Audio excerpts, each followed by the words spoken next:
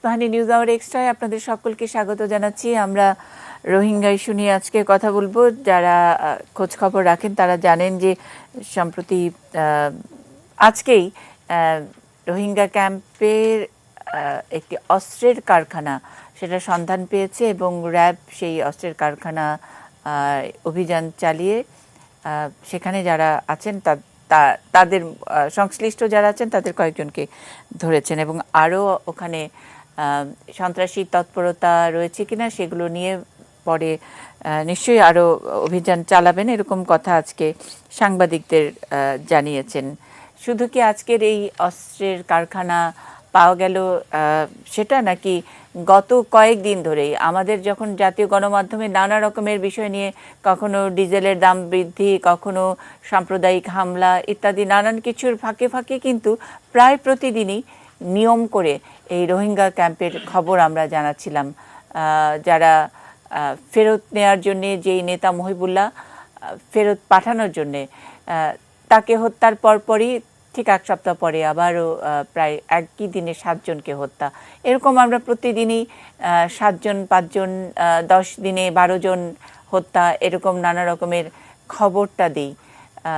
কি হচ্ছে আসলে রোহিঙ্গা ক্যাম্পে, যেখানে গত 30 বছর ধরে আমাদের আনঅফিশিয়ালি বলা হয় 35,000, কিন্তু অফিসিয়ালি বলা হয় 35,000, আনঅফিশিয়ালি 3 লাখের মতন মানুষ 30 বছর ধরে বাংলাদেশে সেই ক্যাম্পে আশ্রিত ছিল এবং 2017 থেকে এই পর্যন্ত বাংলাদেশে আরও প্রায় 5 লাখের মতো রোহিঙ্গা ঢুকেছে। সব মিলিয়ে 8 লাখ রোহিঙ্গার দায় নিচ্ছে বাংলাদেশ। এই দায় বাংলাদেশকে কোনো রকমের বিপদের মধ্যে কি ফেলতে যাচ্ছে, সেটা নিয়ে আমরা আজকের আলোচকদের কাছ থেকে শুনতে চাই।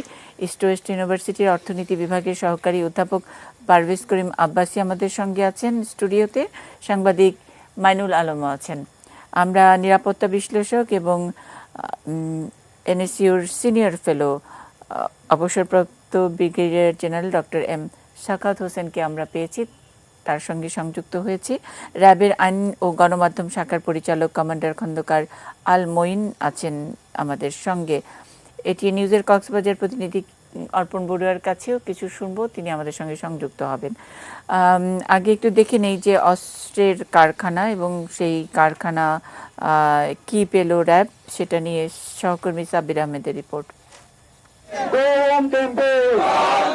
রোহিঙ্গাদের অধিকার নিয়ে সোচ্চার মহিবুল্লাহকে রোহিঙ্গা ক্যাম্পের ভেতরেই গুলি করে হত্যা করে দুর্বৃত্তরা। এরপর 22 অক্টোবর ক্যাম্পের মসজিদ ও মাদ্রাসায় সন্ত্রাসী হামলায় 6 জন নিহত হয়। হামলার জন্য স্থানীয় রোহিঙ্গারা আরসাকে দায়ী করেছে, যদিও তারা এই হামলার ঘটনা অস্বীকার করেছে। ক্যাম্পে একের পর এক সন্ত্রাসী কার্যক্রমে স্থানীয় অধিবাসীদের মধ্যেও আতঙ্ক বাড়ছে। এরপর থেকেই সাঁড়াশি অভিযানে আইনশৃঙ্খলা বাহিনী। এরই ধারাবাহিকতায় কক্সবাজারের কুতুপালং মধুছড়া ক্যাম্প সংলগ্ন গহীন অরণ্যে অভিযান চালায় র্যাব। সোমবার সকাল 7টা পর্যন্ত থেমে থেমে গুলি বিনিময়ের পর এক পর্যায়ে রোহিঙ্গা সন্ত্রাসীরা পিছু হটলে অস্ত্র কারখানার নিয়ন্ত্রণ নেয় র্যাব সদস্যরা। সেখান থেকে 10টি আগ্নেয়াস্ত্র, বিপুল পরিমাণ দেশীয় অস্ত্র এবং অস্ত্র তৈরির সরঞ্জাম উদ্ধার করা হয়।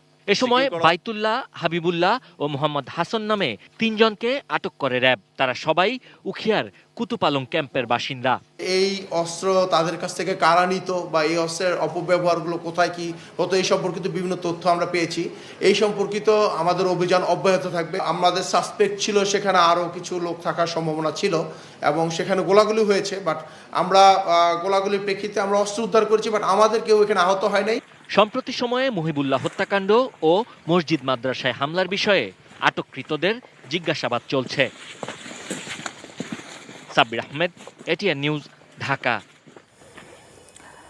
আমাদের সঙ্গে র্যাবের আইন ও গণমাধ্যম শাখার পরিচালক আছেন খন্দকার আল মঈন, কমান্ডার। আমরা একটু তার কাছ থেকে আরেকটু বিস্তারিত জানতে চাই।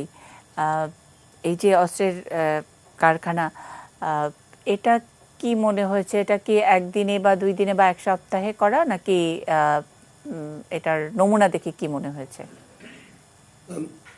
ধন্যবাদ আপনাকে, ধন্যবাদ এটিএন নিউজকে। আমরা গোয়েন্দা তথ্যের ভিত্তিতে আজকে কুতুপালং যেই দুর্গম পাহাড় সেখানে অভিযান পরিচালনা করে একটি মাটির গুহার ঘরের ভিতরে অ্যাকচুয়ালি আমরা দেশীয় অস্ত্র তৈরির একটি কারখানা পেয়েছি।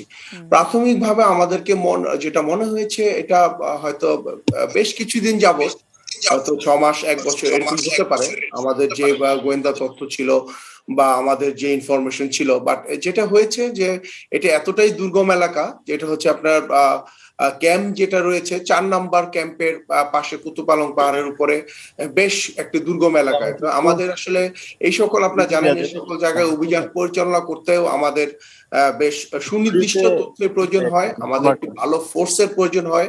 ওই সুনির্দিষ্ট তথ্য এবং ফোর্সের মাধ্যমেই কিন্তু গতকালকে সারা রাত ব্যাপী আমরা এই অভিযান পরিচালনা করি। এবং আমাদের যেটা সাসপেক্ট ছিল, যেটা আমরাও বলেছি, আমাদের সাসপেক্ট এখানে আরো বেশ কয়েকজন লোক থাকার কথা ছিল, বাট আমরা শেষ পর্যন্ত বলপূর্বক বাস্তুচ্যুত মায়ানমার নাগরিক বলতে আমরা যাদেরকে বুঝি, তাদের মধ্যে থেকে আমরা 3জনকে আটক করতে সক্ষম হয়েছি।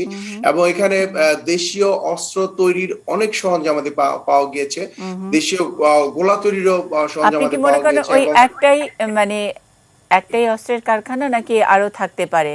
আর দুর্গম এলাকা, যাই এলাকায় বলি না কেন, আমরা তো খবরে বলছি যে রোহিঙ্গা ক্যাম্প, এটা তো ক্যাম্প হওয়ার কথা, ক্যাম্প মানে আশ্রয় দেওয়া হয়েছে। আমরা জানি 2017 যখন নাকি আবারও একটা ইনফ্লাক্স হলো, সেখান থেকে লক্ষ লক্ষ রোহিঙ্গা পালিয়ে আসা শুরু করলো, আমাদের পাহাড় উজাড় হয়েছে, বন উজাড় হয়েছে, এবং যেখানেই তাদেরকে রাখা হয়েছে সেটা সংরক্ষিত, এটুকু আমাদের ধারণার মধ্যে আছে, সংরক্ষিত থাকারই কথা এবং আমাদের দেখভালের মধ্যেই থাকার কথা। তাইলে অস্ত্রের কারখানা কিভাবে করে? আচ্ছা, এখানে যেটা হয়েছে, আমরা যেটা বলেছি, যে জায়গাতে আমরা কারখানাটি পেয়েছি বা এই সম্পর্কিত আমরা তথ্য পেয়েছি, সেটা হচ্ছে যে 4 নম্বর ক্যাম্পের পিছন দিয়ে, এখানেও ইন্টারেস্টিং বিষয়, যেখানে যে কাঁটাতারের বেড়া রয়েছে, সেখানে আমরা দেখেছি সেই কাঁটাতারের বেড়ার নিচের অংশ কেটে তারা বেসিক্যালি এখান দিয়ে যাতায়াত করতো। এটা আমরা উদ্ধার করতে বা এই ইনফরমেশনটাও আমরা জানতে পারি, এবং সেখান থেকে আমরা দেখেছি যে তারা ওইখান দিয়ে সাম্প্রতিক সময় যাতায়াত করত।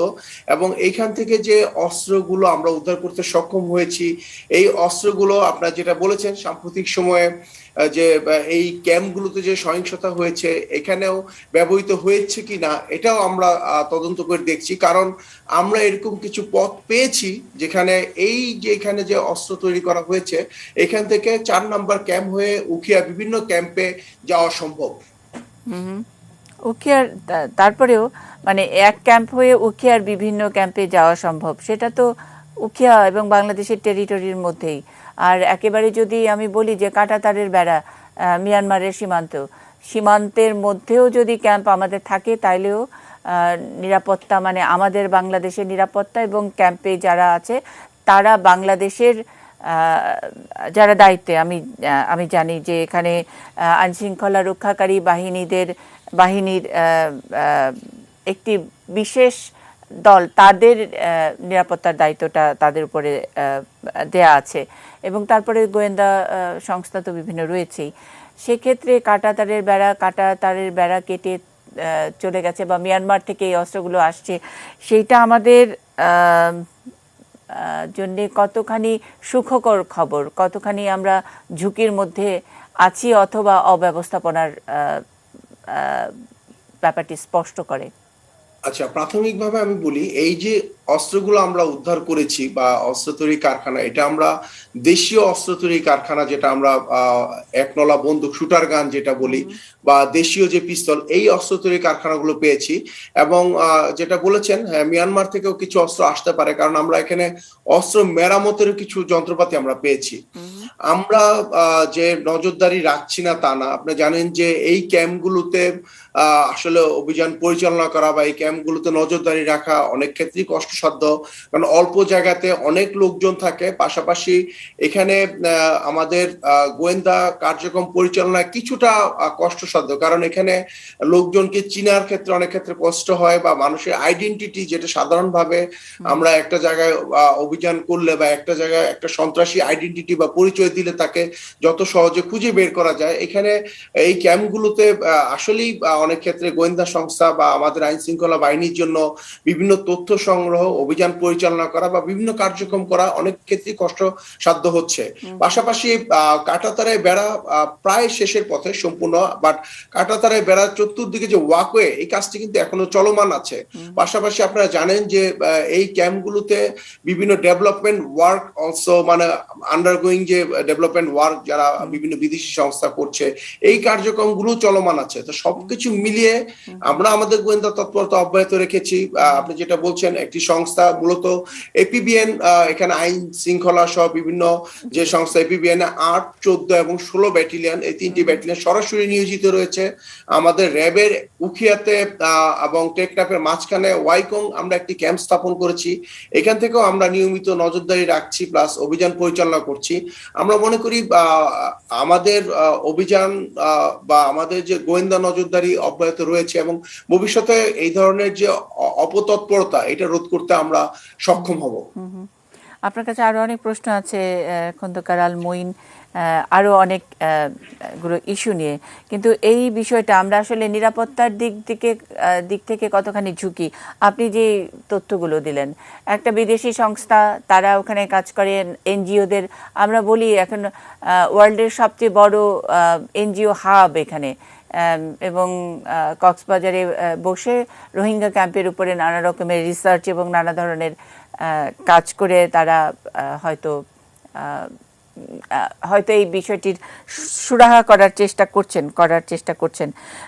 এই এনজিও হাব তাদের নানা রকমের ডেভেলপমেন্ট ওয়ার্ক থাকে, সে কারণেও নিরাপত্তার জায়গাটা অনেকটা ঝুঁকির মধ্যে পড়ে।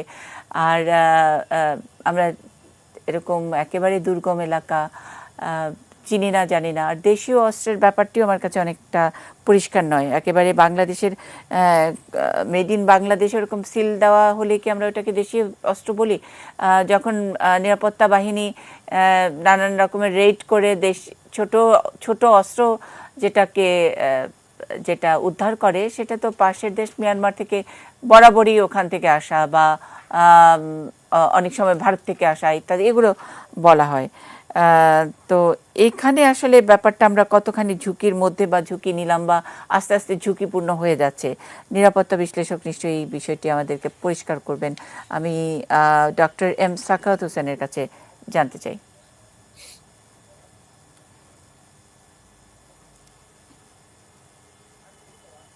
স্যার আনমিউট করবেন।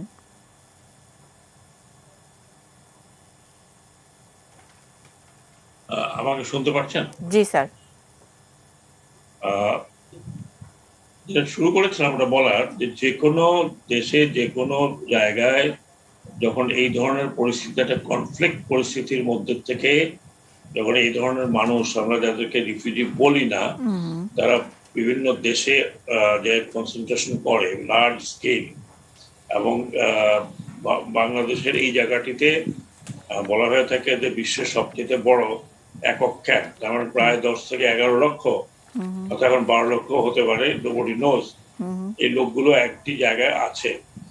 তো সেই জায়গাতে প্রত্যেকটি দেশে, যে সমস্ত দেশে এই ধরনের এত বড় ক্যাম্পগুলো আছে, সেসব দেশে যদি স্টাডি করা যায়, তখন এর মধ্যে পাওয়া যাবে যে আপনার এই ধরনের নিরাপত্তার বিষয়টি অত্যন্ত স্পর্শকাতর হয়ে ওঠে।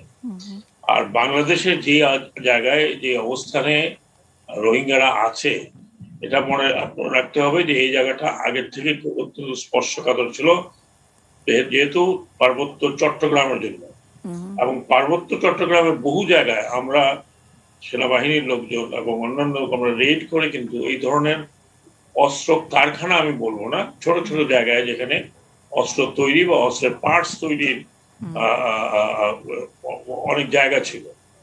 এগুলো দেশীয় অস্ত্র বলতে বলা যায়। এগুলো ধরুন পাইপ গান অথবা একটা ছোট পিস্তল ক্লোজ মারার জন্য। কিন্তু আমি রোহিঙ্গা ক্যাম্পে যে অস্ত্রের কাহিনী যেটা শুনছি বা পড়েছি, যে এই মাত্র শুনলাম র্যাবের অফিসারের কাছ থেকে, আমি এখনো ঠিক জানি না কি ডেসক্রিপশনে অস্ত্র তারা তৈরি করছিল, কি ধরনের কারখানা। এখানে 2-3 ধরনের কারখানা হতে পারে। একটা হচ্ছে আপনি যখন কোনো জায়গা থেকে কিছু যন্ত্রাংশ বা কিছু অংশ, অস্ত্রের যে কোনো কিছু অংশ নিয়ে আসেন এবং সেটাকে এখানে জোড়া দিয়ে ছোট ছোট কোনো যদি পার্টস থাকে সেই পার্টসকে আপনি তৈরি করেন ছোট ছোট লেদ মেশিন এবং অন্যান্য মেশিনে দিন। আরেকটি হচ্ছে যে আপনি সম্পূর্ণ অস্ত্রটা এখানে তৈরি করেন। আমি মনে করি না যে বাংলাদেশের এই জায়গাতে সম্পূর্ণ এক ধরনের অস্ত্র, স্বয়ংক্রিয় অস্ত্র বা যেগুলো দিয়ে কতগুলো হানাহানি হয়েছে সেই ধরনের অস্ত্র এখানে তৈরি করতে পারে। এখানে যেটা করতে পারে সেটা হচ্ছে যেটা আমরা বলি সিকেডি কন্ডিশন বা নকডাউন কন্ডিশনে নিয়ে এসে থেকে জোড়া দেওয়া এবং সেই জোড়া দেওয়ার জন্য যে সমস্ত ছোট ছোট পার্টস লাগে সেগুলো তৈরি করা স্যার কিন্তু এবং সংযোজন করা প্রশ্ন থাকে যে সংযোজন করা। আমি আমি আমি শেষ করছি এই কথা বলে। কিন্তু এখান থেকে শুরু হয় আমরা যতগুলো আপনার বড় বড় ধরনের কনফ্লিক্ট জায়গাগুলো দেখেছি সেখানে কিন্তু অস্ত্র কারখানা গড়ে উঠেছে। আপনি টি বলেন, আপনি মাওদের যে এখন অভিযান চলছে ইন্ডিয়াতে ওখানে বলেন, কাজেই এইখানে একটা বড় ধরনের নিরাপত্তার যে প্রশ্নটি আপনি আছে বলছেন সেটা আছে। কারণ এরা যদি সেই স্কিলে বা সেই লেভেলে অস্ত্র তৈরি করতে পারে এই অস্ত্র বিক্রি হবে কিন্তু সমগ্র অঞ্চলে, ওই অঞ্চলে। আমরা হিল ট্র্যাক যেগুলো দেখেছি যে হিল ট্র্যাক থেকে অস্ত্র কিন্তু ভাড়া গিয়েছে অন্যান্য জায়গায় এবং সেইগুলো তখন ডেঞ্জারাস হয়ে যায়। এবং মিয়ানমার থেকে আগত এই লোকগুলো আজকে 3 বছর হয়ে গেছে এবং আগামী 10 বছরের ফেরত যাবে কিনা আমার কাছে সন্দেহ আছে। এবং এই অবস্থাতে আমি মনে করি আমার ব্যক্তিগত মতামত, যেটুকু আমি স্টাডি করেছি ওই জায়গা সম্বন্ধে আমার যথেষ্ট নলেজ আছে, বিকজ আমি ওই জায়গায় চাকরি করেছি। 92 সালের যে সমস্যা সেটা আমাকে হ্যান্ডেল করতে হচ্ছে ইনিশিয়ালি। ওই জায়গাটা এমনিতেই কিন্তু দুর্গম, চারিদিক থেকে আপনার ভেরি ডিফিকাল্ট আপনার ওটাকে কর্ডন করে একবারে বন্ধ করা। আরেকটি বিষয় যেটা আমি বলবো সেটা হচ্ছে এটা একটা অবাধ বিচরণের জায়গা হয়ে গেছে। যিনি ট্যুরে যান তিনি মনে করেন তিনি রোহিঙ্গাদের ওখানে যাচ্ছেন, ইউনিভার্সিটি থেকে যাচ্ছে, কলেজ থেকে যাচ্ছে, এবং আমি জানি না কি স্টাডি করছে আর কি তাদের আপনার ফাইন্ডিং লেখা হচ্ছে, ওই কার জন্য লেখা হচ্ছে এবং কত এনজিও ওখানে কাজ করছে, তাদের ভেরিফিকেশনটা কিভাবে হয়, কেমনে করে। এখন প্রথম দিকে ঠিক ছিল, এখন জিনিসটা অত্যন্ত কঠিন হয়ে উঠছে। তার কারণ হচ্ছে এই রোহিঙ্গা এখানে রোহিঙ্গা নয়, এটা আপনাকে দেখতে হবে what is happening in Arakan. এটা আপনাকে দেখতে হবে যে মিয়ানমারের যে পরিবর্তন হয়েছে সেখানে কি হচ্ছে। তো কাজে শুধু রোহিঙ্গা বিষয়ে এই ক্যাম্পের মধ্যে অস্ত্র পাওয়া গেল দ্যাট ইজ নিরাপত্তা, আমি সেটা আপনাকে ওয়াইডার নিরাপত্তাটা নিয়ে কিন্তু আলোচনা করা দরকার। স্যার মানে একটা অস্ত্রের কারখানা নাকি 5টা অস্ত্রের কারখানা সেটা ম্যাটার করে না, আমরা বলছি যে সন্ত্রাসের কারখানা। এবং আজকে হলো একেবারে গরম খবর যে অস্ত্রের কারখানা যেটা র্যাব ওখানে রেড করেছে এবং পাওয়া গেছে যারা এইগুলোর তৈরির সাথে যুক্ত তারা ধরা পড়েছে। কিন্তু তার আগে গত 2 মাস ধরেই কিন্তু সন্ত্রাসের খবর, গত 2 বছর ধরে সন্ত্রাসের খবর। জি, আমরা সেই জন্যই শিরোনাম আমাদের যে সন্ত্রাসের কারখানা। এই সন্ত্রাসের কারখানায় কখনো ছোট অস্ত্র, কখনো আধিপত্য বিস্তার নিয়ে মারামারি, ড্রাগ, উমেন ট্রাফিকিং, এগুলো সবই চলে। মিয়ানমারে কি হচ্ছে সেটা আমাদের আসলে লক্ষ্য করতে হবে, দেখতে হবে। অবশ্যই পারভেজ করিম আব্বাসী এটা যোগ করবেন। আমি শেষ করছি কথা বলে, তাহলে আগামী আলোচনা আমরা শুধু ওইখানে রেস্ট্রিক্টেড থাকছি না। এই এখন যে রোহিঙ্গা ক্যাম্পটি আছে কুতুপালংয়ে এবং কুতুপালংয়ের কক্সবাজারে, এখানে কিন্তু 3টি অর্গানাইজেশন ফাংশন করছে। দে আর অল এক ধরনের মারকুটি অর্গানাইজেশন। তার মধ্যে রয়েছে আরসা, তার মধ্যে রয়েছে আরএসও, তার মধ্যে রয়েছে আরেকটি নতুন ইসলামী মায়াত গ্রুপ। স্যার ইসলামী মায়াত না জামাত, মায়াত গ্রুপ। এখানে কিন্তু এরা সক্রিয়, এখানে সক্রিয়, আরাকান অঞ্চলেও কিন্তু সক্রিয়। শুধু এটাকে ওই ডাইমেনশনে, এতটুকু ডাইমেনশনে দেখলে হবে না। সেই জন্য প্রশ্ন থাকে, এই না এরা আশ্রিত, এরা রিফিউজি, আমরা তাদেরকে স্ট্যাটাস দিলে তাদেরকে অবাধে ঘুরতে ফিরতে দিতে হবে। সে কারণে আমরা একটা মাঝামাঝি অবস্থায় হলো যে ওই দেশে একটা কনফ্লিক্ট চলছে, তাদের জন্য একটা দুর্যোগ অবস্থা, সে কারণে এখানে তারা থাকবে এবং একটা নির্ধারিত এলাকার মধ্যে আমাদের নিয়ম, আমাদের আইনশৃঙ্খলা সবকিছু মেনে তারা চলবে, সেইখানে আবার প্রতি সপ্তাহে আধিপত্য বিস্তার, ওখানে তাদের আধিপত্যের কি আছে? এগুলো তো প্রশ্ন থাকে, কাকে প্রশ্ন করব? আমার স্যার বোকার মতো প্রশ্ন। আমি আমাদের স্টুডিওতে পারভেজ করিম আব্বাসী, আমি তাকে জিজ্ঞেস করছিলাম যে RRRCর আসলে এখতিয়ার কি, উনি কি কাজ করেন, বা ওই পদটির আসলে কতটুকু গুরুত্ব এখানে? দিদি ধন্যবাদ। আমি শুনছিলাম দুজন বক্তারই এখানে শুনছিলাম। এখানে আমি শুরু করার আগে শুধু আপনাকে যেতাম অর্থনীতির একটা খবর দিয়ে বলি যে মিয়ানমারে যেখানে আমরা বলছি না যে আমরা প্রচুর এড পাচ্ছি, আমাদের এখানে হচ্ছে এডে আমরা ভেসে যাচ্ছি এখানে, তাও কথাটা সত্যি না। কেননা আমাদেরকে প্রত্যেক বছরে কমিটমেন্ট আছে ইন্টারন্যাশনাল ডোনারদের যে $1 বিলিয়ন করে দিবে, কিন্তু তার মধ্যে শুধুমাত্র 35% মানে $360 মিলিয়ন মতো ওরা কমিট করছে আমাদেরকে দেওয়ার কথা। এটা হচ্ছে প্রথমটা। সিপিডির একটা এস্টিমেটে এখন সত্য মানে এটা আরো যাচাইয়ের ব্যাপার, বাংলাদেশ সরকারের প্রায় $1.2 বিলিয়ন প্রত্যেক বছর খরচ করে নিজের পকেট থেকে এই এই রোহিঙ্গাদের উপরে, রোহিঙ্গা শরণার্থীদের উপরে, বা বাস্তুচ্যুত নাগরিক, মিয়ানমারের বাস্তুচ্যুত নাগরিক। ওরা নাগরিক না বলুক, ওটা তো ওদেরই নাগরিক। এবং 3 নম্বর হচ্ছে, আমি যদি আপনাকে দেখাচ্ছি যে সামনে যেটা হচ্ছে, 2017 সালে যখন বিপদ হলো তখন সবাই কিন্তু উঠে বসে রেখেছিল ওদের জন্য। কিন্তু এখন যেটা হচ্ছে, এমনকি আপনার যে ইউকে যে ফরেন কমনওয়েলথ যে অফিসটা আছে, যেখানে মিনিস্ট্রিটা এখানে একসাথে চলে আসছে, ওরা ওদের 40% হচ্ছে রোহিঙ্গাদের জন্য ফান্ডিংটা কমিয়ে দিয়েছে, কোভিডের জন্য হোক, ইয়েমেনের জন্য হোক। এবং সবার এখন আগ্রহ হচ্ছে আফগানিস্তানের শরণার্থীদের জন্য। এগুলো হচ্ছে একেবারে জাম্প করে। এটা হচ্ছে একটা। তার মানে অর্থনৈতিক দিক দিয়ে আমরা এখানে, তারপর তো পরিবেশের উপর চাপ, এখানে তো আমরা আজকে এটা দেখলাম এখানে, মানে আমরা রোহিঙ্গাদের যখন নাকি আশ্রয় দেওয়া হলো বা তাদেরকে সেই সময় একটা ক্রাইসিস মোমেন্টে তারা যেন এখানে অন্তত বেঁচে থাকে, সেটা নিশ্চয়ই আমাদের অর্থনৈতিক, মানে তাদেরকে বিক্রি করে বা তাদেরকে দেখিয়ে আমাদের অর্থনীতিটা বুস্ট হবে, এটা তো নিশ্চয়ই আমাদের ছিল না।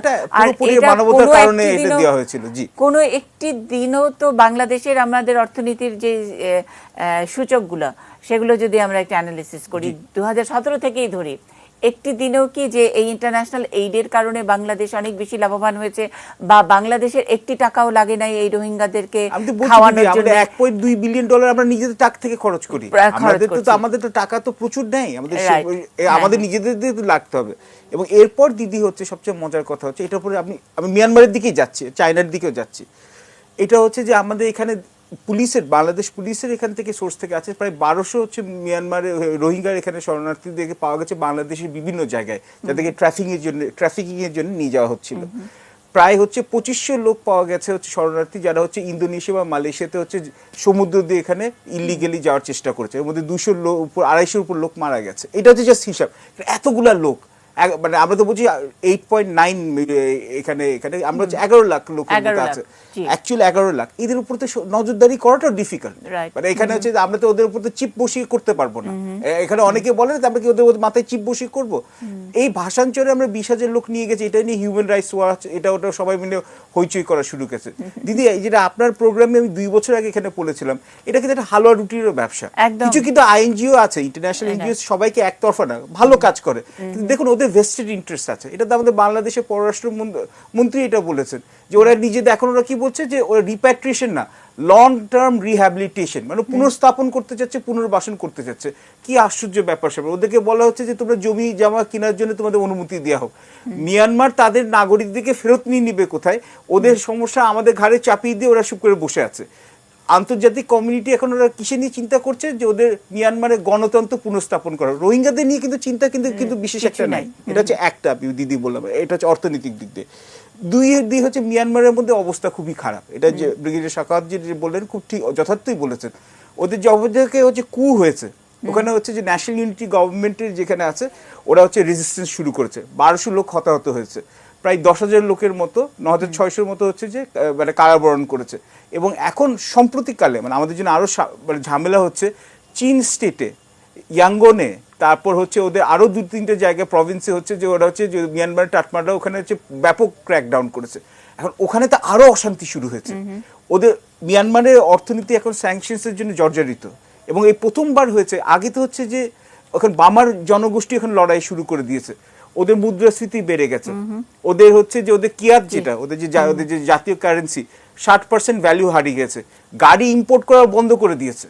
চীনের সাথে আপনি যেটা বললেন এখন এত কিছুর মধ্যে আছে, আমরা জানতাম যে চীন হচ্ছে ওদের হচ্ছে খুব ওদের সাথে একটা স্ট্র্যাটেজিক রিলেশনশিপ আছে কিন্তু ওদের সাথে সম্পর্কটা ইজি না। ওরা কিন্তু অন সুচির এখানে ন্যাশনাল লিগ অফ ডেমোক্রেসির সাথে ওদের সম্পর্কটা আরো বেশি ভালো ছিল। চাইনিজ এনভয় ওদের সাথে দেখা করতে চেয়েছে অন সুচির কাছে, টাটমাটাও দেয় নাই। তখন কি করেছে, ওরা বলেছে যে চাইনিজ কমিউনিস্ট পার্টি, ওটা তার রাগ করে বলে না, অনেক চিন্তা ভাবনা করে বলে যে ওদের ন্যাশনাল লিগ অফ ডেমোক্রেসি যে সুচির পার্টির সাথে ওদের বিশেষ সম্পর্ক আছে। টাটমাটার সাথে ওদের কিন্তু ওদের অনেক জায়গায় ওদের অনেক প্রবলেম হচ্ছে, কিন্তু মানে $2 বিলিয়ন যে ওদের যে তেল আর গ্যাসের যে পাইপলাইন ওটার কিন্তু সাপ্লাই ঠিক মতো আসছে না। চায়নাও কিন্তু বিশেষ খুশি নেই ওদের, মানে এখন আসলে মিয়ানমার প্রবলেম মানে তাদের যেই সমস্যা সরানোর জন্য যেটা বাংলাদেশের গায়ের উপরে ঠেলে দিল, প্রাকৃতিকভাবে নানান দিক থেকে তাদেরকে আরো 4 গুণ সমস্যা তাদেরকে জেঁকে বসেছে। কিন্তু আমাদের উপরে যে সমস্যা, সেই সমস্যাটাকে আমরা আরো হেলাফেলা করে এবং না বুঝে অথবা কখনো কখনো সুযোগ দিয়েছি কিনা সন্ত্রাসের কারখানা হয়ে উঠবার জন্য, বা সুযোগ দিয়ে চলছি কিনা, এই আলোচনাটাই আমরা শুনবো আমাদের সঙ্গে আলোচকরা যারা আছেন। রোহিঙ্গা প্রসঙ্গে কথা বলছি, সন্ত্রাসের কারখানা আজকের শিরোনাম। আপনারা জানেন যে আমরা জানি যে স্পেশাল ফোর্স র্যাব সেই রোহিঙ্গা ক্যাম্পের গহীন জায়গা থেকে একটি অস্ত্রের কারখানা খুঁজে পেয়েছে এবং সেখান থেকে বেশ কয়েকজনকে ধরেছে। শুধু কি অস্ত্রের কারখানা, ওখানে সন্ত্রাসের কারখানা তিলে তিলে না, অনেক লাফিয়ে লাফিয়ে বেড়ে উঠছে কিনা সেই সব খবরই আমরা জানবো, সেসব আলোচনা শুনবো এই আয়োজনে। নিশ্চয়ই সঙ্গে থাকবেন একটা বিরতি।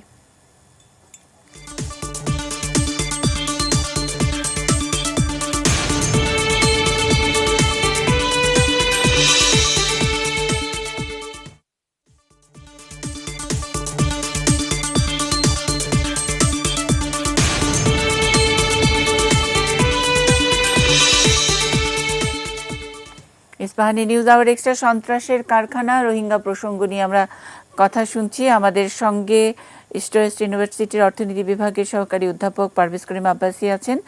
আমরা নিরাপত্তা বিশ্লেষক এবং এনএসইউর সিনিয়র ফেলো অবসরপ্রাপ্ত brigadier general doctor M Sakhawat হোসেনকে পেয়েছি। র্যাবের আইন ও গণমাধ্যম শাখার পরিচালক কমান্ডার খন্দকার আল মঈন আছেন সাংবাদিক মাইনুল আলম আমাদের সঙ্গে স্টুডিওতে। আমরা কক্সবাজার 14 এপিবিএন এর অধিনায়ককে পাবো, তিনি আমাদের সঙ্গে যুক্ত হবেন, নাইমুল হক, তাকেও আমরা এক্সপেক্ট করছি। আমি একটু সন্ত্রাসের কারখানার এই নানান দিক নিয়ে সাংবাদিক মাইনুল আলমের কাছ থেকে একটু শুনতে চাই। এখন মিয়ানমারে কি হচ্ছে সেটা অনেকটাই কভার করেছেন পারভেজ আলম আব্বাসী, আর আমরা কি কভার করতে পারি এই গত 3-4 বছর ধরে কিভাবে ট্রাফিকিং আর এই ইয়াবা ড্রাগের একটা বিরাট কেন্দ্র হচ্ছে, একেবারে অনেক সময় বলি যে সিল্ক রুট, ওখানে সবচেয়ে আরামের ব্যবসা করা। তো সেখানে তো কোনো কিছু বলাও যায় না, বা সাংবাদিকরাও তুলতে পারে কিনা। সেখানে মুক্ত গণমাধ্যম কিংবা মুক্ত তথ্য সংগ্রহের ক্ষেত্রে কিছু বাধা আছে, এটা আপনি জানেন। যে কোনো সময় যখন তখন যাওয়াটা, একেবারে ইন্টেরিয়র প্লেসে যাওয়াটা কোথাও না, আপনি ক্যাম্পেও যেতে পারবেন না। হ্যাঁ, ক্যাম্প কিংবা এলাকায় অনুমতি নিতে হয়, যেতে হয়। আবার এনজিওরা যাচ্ছে নির্দিষ্ট এলাকায়, তাদের জন্য ধরা বাঁধা একটা রুট করা আছে কিংবা অনুমতি আছে। এটা একটা সমস্যা, কারণ আপনি এই ক্যাম্পগুলোকে যত খুলে দিবেন, বিশেষ করে যারা অনুমতি নিয়ে পারমিশন নিয়ে পেশাগত কাজে এনজিওরা যাচ্ছে, সাংবাদিকরা যাবে না কেন? সিভিল সোসাইটি যাওয়া উচিত, এ ধরনের সুযোগটা থাকা উচিত বলে আমি মনে করি। আপনি আজকের অনুষ্ঠানের নাম দিয়েছেন, শিরোনাম করেছেন সন্ত্রাসের কারখানা। এই সন্ত্রাসের কারখানা, এটা আমি মনে করি একটি সময় উপযোগী নামকরণ দিয়েছেন। কারণ হচ্ছে আজকেই যে ঘটনাটা ঘটলো এবং র্যাবের কর্মকর্তা কমান্ডার মঈন যেটা বললেন, আমার মনে হয় এটা আরো খুব ভিতরে আমাদের ভাবা দরকার, চিন্তা করা দরকার। 4 বছর আগে যখন আমরা মানবিক প্রয়োজনে ওদেরকে আশ্রয় দিয়েছি এবং একটা পরিস্থিতির কারণে আমরা বাধ্য হয়েছি এবং আমরা সীমান্ত খুলে দিয়ে ওদেরকে 7 লক্ষ মানুষকে আসতে দিয়েছি, আগের 4 লক্ষ 11 লক্ষ, এবং এই 4 বছরে আরো 2 লক্ষ জন্ম নিয়েছে। সব মিলে 12-13 লক্ষ মানুষের যখন আমরা ভরণ পোষণ দিচ্ছি, আশ্রয় দিচ্ছি, তখন শুধু ব্যাপারটা মানবিক থাকে না। এই সম্প্রতি গত 3 মাসের ঘটনা প্রবাহ আমাদেরকে বলে দেয়। মহিবুল্লাহ হত্যাকাণ্ড, পরে 6 জনের হত্যাকাণ্ড, এর আগে কতগুলা এনকাউন্টারের ঘটনা ঘটেছে, হামলার ঘটনা মানে ঘটেছে, এমনও জিম্মির ঘটনা ঘটনা ঘটেছে ঘটেছে। যে মানে 12 দিনে 10 দিনে 12 জন লোক, প্রতিদিন গড়ে 1.5 জন করে লোক মারা হচ্ছে। যাওয়ার ঘটনা এই ওখানে একটা ঘটেছে। ব্যাপার হচ্ছে, এবং এটা যে খুব স্বাভাবিক অঙ্ক মিলাবেন আপনি সেটা না, এটা হচ্ছে সন্ত্রাসের কারখানা। আজকে যে কারখানা উদ্ধার হলো, এটা যে একটি প্রতীকী কিংবা এর ভেতরে আরো কিছু থাকতে আচ্ছা, পারে, এটা প্রতীকী এটা কিনা প্রতীকী কিনা আমি কিন্তু মঈন ভাইয়ের কাছ থেকে শুনবো। কমান্ডার খন্দকার আল মঈন আছেন, জি। তার আগে আমি একটু বলে আমাদের নিই, আর একটু যোগ করতে চাই। এটা যে আরো কত সুদূর পরাহত, এর শাখা প্রশাখা কত দিকে গেছে। আপনি বলেছেন ইয়াবার কারখানা, এখন অস্ত্রের কারখানা, আবার মানুষ অপরাধের কারখানা, সব ধরনের অপরাধ কর্ম, মুক্তিপণ আদায়, জিম্মি করা থেকে শুরু করে, অপহরণ থেকে শুরু করে চাঁদাবাজি তো আছেই, বিভিন্ন অবৈধ ব্যবসা, ড্রাগ ডিলিংস, ইয়াবা সহ এগুলো কারবার আছে, অস্ত্রের কারবার, এবং একটা রুট, সুন্দর একটি রুট আছে, এটা হলো চোরাচালানের রুট।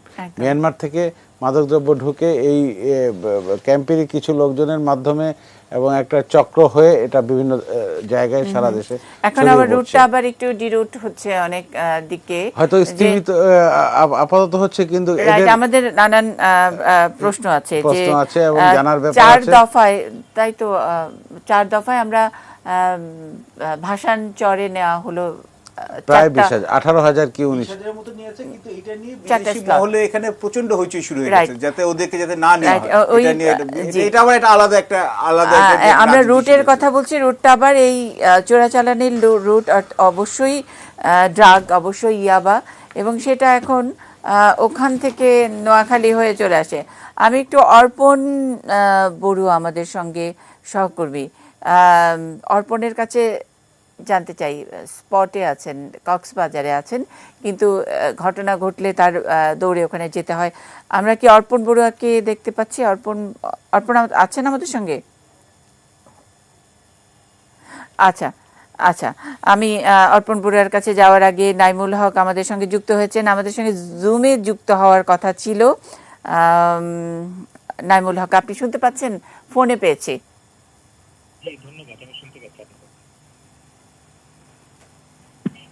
নাইমুল হক, আপনি শুনতে পাচ্ছেন আমাদেরকে? কক্সবাজার 14 এপিবিএন এর অধিনায়ক পুলিশ সুপার নাইমুল হক। জি, আসসালামু আলাইকুম। জি, আমি আপনাদেরকে শুনতে পাচ্ছি, আপনি কি আমাকে শুনতে পাচ্ছেন? জি জি, শুনতে পাচ্ছি। আপনাকে আমরা দেখতে চেয়েছিলাম, যাই হোক মানে কানেকশন, মানে হয়তো কি বিদ্যুৎ নাই আপনার এলাকায়। এনিওয়ে, যেটা জানতে চাই, এপিবিএন এর আপনাদের 2100 মতো না সদস্য ওখানে, আমরা 3টা ব্যাটালিয়ন এখন নিরাপত্তায় আছে। আমাদের 3টে ব্যাটালিয়ন আছে। আপনি কি মনে করেন সন্ত্রাসের কারখানা? আমরা অনেক সময় আপনাদের পারমিশন নিয়ে বা আপনাদের সঙ্গে গেলেও মনে হয় গা ছমছম করা একটা অবস্থা, দুর্গম এলাকা, র্যাবের মঈন ভাই বললেন, এবং সেখানে কি যে সব ধরনের সন্ত্রাসের জন্য খুব একটা কি বলবো, একটা দারুণ জায়গা নয়, ঊষর ভূমি নয়? আপনার কি মনে হয়? জি, আপনাকে এবং আজকে যারা এই অনুষ্ঠানের সাথে যুক্ত আছেন এবং যারা শুনছেন সবাইকে আমি আমাদের 14 আর্ম পুলিশ ব্যাটালিয়নের পক্ষ থেকে, সর্বোপরি বাংলাদেশ পুলিশের পক্ষ থেকে ধন্যবাদ জানাচ্ছি। জি, আপনি যেটা বলেছিলেন যে রোহিঙ্গা ক্যাম্পে আমরা 3টি এপিবিএন ব্যাটালিয়ন আমরা আছি, আমরা প্রায় 2000 উপরে আমরা এখানে আছি। আমরা ওইখানে রোহিঙ্গা ক্যাম্পে আমরা নিরাপত্তার দায়িত্ব পালন করে যাচ্ছি। আমাদের পাশাপাশি কিন্তু ওখানে র্যাব আছে, আনসার বাহিনীর ভিতরে কাজ করে, এটা ছাড়া সেনাবাহিনীও কিন্তু রাতে এখানে টহল দিয়ে থাকে, তাছাড়া বিজিবিও কিন্তু বাহিরে আউটার কর্ডনে ডিউটি পালন করে থাকে। আমরা সবাই মিলে কিন্তু আসলে রোহিঙ্গা ক্যাম্পের নিরাপত্তার বিষয়টি আমরা দেখছি। আপনি যেটা বললেন যে আসলে ওইটা এখানে সব ধরনের সন্ত্রাসী বসবাস কিনা, তো এই বিষয়টাতে আমার একটু দ্বিমত আছে। কারণ আসলে রোহিঙ্গার আসার পর থেকে কিন্তু আমরা এখানে নিরাপত্তার কাজটি করে যাচ্ছি, এবং আমরা মনে করছি যে আমরা আইন শৃঙ্খলা বাহিনী যারা আছি তারা খুব ভালোভাবে কিন্তু আমরা আমাদের দায়িত্বগুলো পালন করে যাচ্ছি। হ্যাঁ, আপনাদের দায়িত্ব নিয়ে কোনো প্রশ্ন নেই। আমরা বলছি যে মানে পার্সেন্টেজ বা রেশিওটা, যে ওখানে প্রায় 11 লক্ষ, আমরা মনেই করি না যে এরা খুব সচেতন, খুব কৃতজ্ঞ, খুব ভালো হয়ে থাকা, তা না হলে কয়দিন পর পর এরকম অমুক বাহিনী, মুন্না বাহিনী, অমুক জায়গায় আধিপত্য বিস্তার, এটা যদি ক্যাম্পই হয় ওখানে আধিপত্যের কি আছে? আর বাংলাদেশ যেই আইনের মধ্যে, ঠিক আইন নয়, যে নিয়মের মধ্যে তাদেরকে রেখেছে সেখানে তো সবার একরকমের থাকার কথা। আধিপত্য কি নিয়ে তাদের পাল্টা আধিপত্যের মারামারি বা গোলাগুলি হয়, একটু কি জানাবেন? আসলে বিষয়টি এরকম, আপনারা জানেন যে রোহিঙ্গা ক্যাম্পে অল্প জায়গায় প্রচুর লোকের বসবাস এখানে। আসলে যে এলাকাটি আপনারা জানেন, অনেকে গিয়েছেন এখানে, দেখে আসছেন যে এখানে কিন্তু সেই রকম রুটকার্ডও কিন্তু তৈরি করা হয়নি যে যেখানে আমাদের আইন শৃঙ্খলা বাহিনী আমরা খুব দ্রুত সেখানে মুভ করতে পারি, বা গাড়িগুলো কিন্তু এখন ওইভাবে হয়নি, হচ্ছে সবই আস্তে আস্তে হচ্ছে। আর যেটা বললেন যে এখানে আসলে বিভিন্ন গ্রুপের কিছু কিছু গ্রুপের আমরা কথা জানি, কিন্তু তারা কিন্তু বর্তমানে ওখানে নেই। যেমন মুন্না গ্রুপের কথা আপনারা সবাই শুনেছেন বা আমরাও জানি। আপাতত কিন্তু এখানে মুন্না গ্রুপের কোন অস্তিত্ব কিন্তু এখানে নেই, ওরা কিন্তু এখান থেকে চলে গিয়েছে। আধিপত্যের বিষয়টা হচ্ছে আসলে যেহেতু অল্প জায়গায় অনেক লোকের বসবাস, এক জায়গাতে তাদেরকে থাকতে হয়, তাদের তো আসলে কোনো কাজ থাকে না। তো দেখা যাচ্ছে যে বিভিন্ন মসজিদে বসছে, কিসের আধিপত্য? আমরা বলছি যে যে একজন শুয়ে আছে, কেন তাকে তুলে দিয়ে ওই জায়গায় আরেকটা গ্রুপ গিয়ে ঘুমাবে, ব্যাপারটা কি তাই? নাকি ড্রাগ আর উমেন ট্রাফিকিং এর সেখানে অস্ত্র কার হাতে বেশি থাকবে, সেগুলো নিশ্চয়ই অস্ত্রের বিষয়টি তো আপনারা জানেন যে আসলে যেভাবে বাহির থেকে বলা হয় যে এখানে ততগুলো অস্ত্র আছে বা এরকম ভাবে কিন্তু আমরা এরকম পাইনি। আমরা মোটামুটি অভিযান জি, আমি নাইমুল হক, কয়দিন পর পর যে আমরা যে খবর দেই, মহিবুল্লাহ হত্যার কথা বলি, বা তার পরপরই একদিনে 7 জন মারা গেল, তাহলে এগুলো কি অস্ত্র দিয়ে না? মহিবুল্লাহর হত্যার পর কিন্তু আমরা মোটামুটি 11 জনকে আমরা গ্রেফতার করেছি, আমরা 3 জনকে কিন্তু সেটাই বলি যে কয়েকদিন পর পর কিলিং এর ঘটনা ঘটে, গুম করে ফেলা হয়, জবাই করা হয়, গোলাগুলি তো প্রতিদিনের ঘটনা, সেগুলো কি অস্ত্র দিয়ে না নাকি?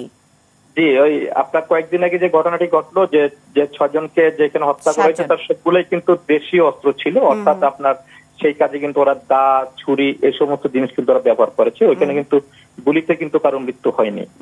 আর আপনি যদি আরেকটু পিছন দিকে তাকান তাহলে দেখবেন কিছুদিন আগেও কিন্তু ওইখানে কুপিয়ে মেরে ফেলেছিল। আসলে এখানে এই ধরনের যে আপনার কি বলবো যে সোশ্যাল ক্রাইম গুলো এখানে একটু একটু হচ্ছে, বাট এটা আমরা কন্ট্রোলে নিয়ে আসার চেষ্টা করছি কিন্তু আমরা। আর মাঝে মাঝে দু একটা ঘটনা ঘটে, কিন্তু আমাদের আইন শৃঙ্খলা বাহিনী আধিপত্যের বিষয়টা মানে শুধুমাত্র একটা ছোট জায়গায় অনেক মানুষ থাকে, এটা ধাক্কাধাক্কি মারামারিকে আমরা আধিপত্য বলছি, ওখানে ড্রাগ কোনো ইস্যু নয় না। ওখান থেকে সূত্রপাত, তারপর কিছু কিছু মাদক কিন্তু এখানে আসছে, কিন্তু এটা কিন্তু আবার আমাদের আইন শৃঙ্খলা বাহিনী কিন্তু খুব দক্ষতার সাথে কিন্তু আমরা সেগুলো উদ্ধার করছি। আপনারা সেটা জানেন যে আসলে ওই রোহিঙ্গা ক্যাম্পের চতুর্দিকে যে নিরাপত্তা বেষ্টনীটা, এটার কাজ যদি সম্পূর্ণ হয়ে যায় তাহলে আমার মনে হয় ড্রাগের যে বিষয়গুলো বা যে অস্ত্র ছোটখাটো গুলো যেগুলো আসছে, আপনারা খুব ভালো জানবেন, আমি জানি নাইমুল হক, আপনারা খুব ভালো জানবেন যে কিছু কিছু মাদক আসছে, এগুলো কি নতুন লোক বা ওখানকার মিয়ানমারের যারা থাকে ওনারা এসে দিয়ে যায়, নাকি এখানকার যারা ক্যাম্পে যারা আছে তারা যায় এবং আনে? না, আসলে ওই বিষয়টা আসলে বর্ডারে তো আমরা থাকি না, এই বিষয়টা আমরা ঠিক জানি না। আমরা ভিতরে কাজ করি, তো আমরা যখন আমাদের প্রতিদিনকার অভিযান চালাই এবং আমরা আমাদের সোর্সের মাধ্যমে কিন্তু আমরা এই মাদক দ্রব্য বা যেটা আমরা কিন্তু উদ্ধার করে ফেলছি। তা আমাদের তৎপরতার কারণে কিন্তু উদ্ধারগুলো হচ্ছে এবং আপনারা সেটা দেখতে পাচ্ছেন। এবং আমাদের চেকপোস্ট গুলো আছে, ওইখানে খুব সুন্দরভাবে চেক করা হয়, যেই কারণে কিন্তু আসলে যেটাই ভিতরে ঢুকুক কিন্তু বের হতে কিন্তু পারছে না ওইভাবে আমাদের এখান থেকে। আচ্ছা আচ্ছা, মানে যারা মাদক নিয়ে আসে তারা আবার থেকে যায় নাকি? না, যেটা আসছে আমাদের আইন বাহিনী তো তৎপর, তো আমাদের তৎপরতার কারণে কিন্তু এগুলো উদ্ধার হচ্ছে এবং আপনারা দেখতে পাচ্ছেন এগুলো। ওকে ওকে, থাকবেন আপনি আমাদের সঙ্গে। আরো দু একটি প্রশ্ন আছে। কমান্ডার খন্দকার আল মঈন আছেন আমাদের সঙ্গে। আমি একটু অর্পণ বড়ুয়ার কাছে একটু জানতে চাই, এই যে আধিপত্যের যে বিষয়টা, সেটা আসলেই আইনশৃঙ্খলা রক্ষাকারী বাহিনী এরকম ওপেন ফোরামে নিশ্চয়ই এটা তো বলবেন না, এবং একেবারে সুনির্দিষ্ট তথ্য হাতে নাতে যখন পান তারা তো আমাদেরকে ডেকে দেখানি, কিন্তু ব্যাপারটাতে আসলেই ইয়াবা ব্যবসা, ইয়াবার চোরাচালানি কারা নেবে, কোন গ্রুপ নিবে সেটার সঙ্গেই, তার সঙ্গে তো আরো অনেক মানে মসজিদ কেন্দ্রিক কিছু আধিপত্যের ব্যাপারও আছে। হুন্ডির টাকা, মানে বাইরে প্রচুর পরিমাণ বিদেশে লোকজন থাকে, যদিও এরা রোহিঙ্গা, তাদের পাসপোর্ট থাকার কথা নয়, কিন্তু বিভিন্ন দেশে তাদের লোকজন থাকে। সেখানকার টাকা কে কাকে কার মাধ্যমে পাঠাবে, কোন গ্রুপ হুন্ডিতে থাকবে, সেটাও একটা আধিপত্যের ব্যাপার থাকে। আর ওইরকম 4000 একরের মতো একটা হিসাব আছে যে প্লাস মাইনাস, সেই জায়গায় 1299টি মসজিদ, এবং সেখানকার মসজিদের আধিপত্য নিয়েও অনেক রকমের কোন্দল থাকে। আমি শুধু অর্পণের কাছে ছোট্ট করে জানতে চাই যে রুটের ব্যাপার, যেটা কক্সবাজার হয়ে বিভিন্ন দিকে ছড়িয়ে যেত মাদকের রুট, সেটা এখন আবার নতুন দিকে যাচ্ছে, এটা শোনা যাচ্ছে। অর্থাৎ ভাসানচর ওই নোয়াখালী দিয়ে আবার এই ইয়াবা যাচ্ছে, ইয়াবা ঢুকছে দেশের মধ্যে। 4টা স্লটে নেওয়া হলো, কাউকে কি কারো জিনিসপত্র, কারো বাক্সপেট্রা কোনো কিছু কি চেক করা হয়েছিল? কে কে কি নিয়ে গেল? আসলে যেমনটি বলছিলেন, এখানে আধিপত্য বিস্তার শুধু নয়, এখানে অনেকগুলো ব্যাপার জড়িত আছে। আসলে রোহিঙ্গা ক্যাম্পে আসলে শুধু অস্ত্রের কারখানা তো হয়েছেই, আপনি যেমনটি আসলে আজকের নিউজ আওয়ার এক্সট্রা শিরোনাম করা হয়েছে সন্ত্রাসের কারখানা, এক কথায় বলা চলে। পুরো 34টি যে রোহিঙ্গা ক্যাম্প রয়েছে উখিয়া টেকনাফের, প্রতিটি রোহিঙ্গা ক্যাম্পে আসলে এখানে অনেকগুলো সন্ত্রাসী সংগঠন রয়েছে। যে সন্ত্রাসী সংগঠনগুলোর প্রধানতম সন্ত্রাসী সংগঠন হচ্ছে আরসা, অর্থাৎ যে আরসার কথা আমরা গণমাধ্যমে বারবার বলি, এবং সাধারণ রোহিঙ্গারাও আরসার বিরুদ্ধে আসলে মুখ খুলতে শুরু করেছে মহিবুল্লাহ হত্যাকাণ্ডের পর থেকে।